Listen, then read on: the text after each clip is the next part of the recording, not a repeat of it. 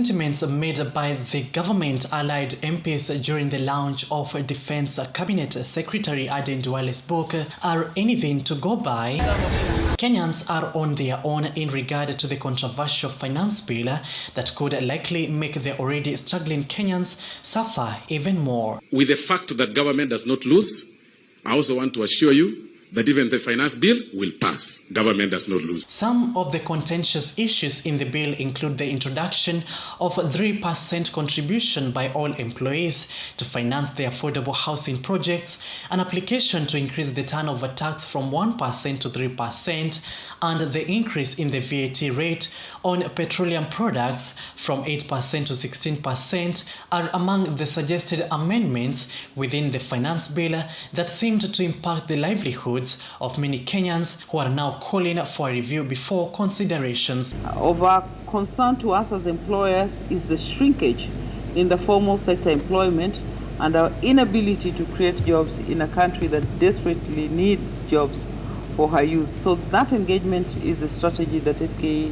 wants to have. The bill has become the latest political dog whistle, with ODM leader Raila Odinga calling out a government over the same. Ulisema utalinda mahasla.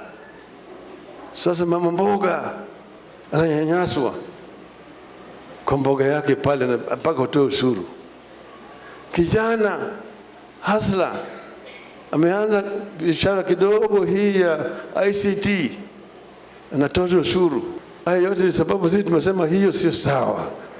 Ukisema tutoze ushuru, watu waketi chini, wazungumze, waelewane.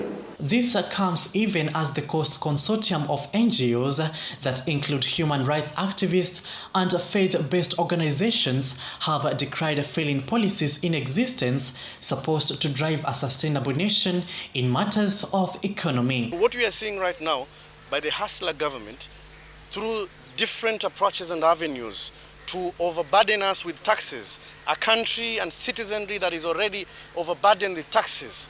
Hiyo ni kitu ambayo itakuwa inatuumiza sisi kama wananchi. Na ikiwa wabunge watajitia kichwa vigumu wapasishe huo mswada bungeni, tutatumia kipengele cha kuwarudisha nyumbani. We will call them back. The activists have addressed the state of the nation, citing that increased taxation would influence more burden to the already struggling Kenyans, thus recommending a review before any considerations are done to debate the Finance Bill 2023. It is a wait and watch to see if MPs will stand with the struggling Kenyans or they will throw caution to the wind. Paul, GOtv 47, Mombasa.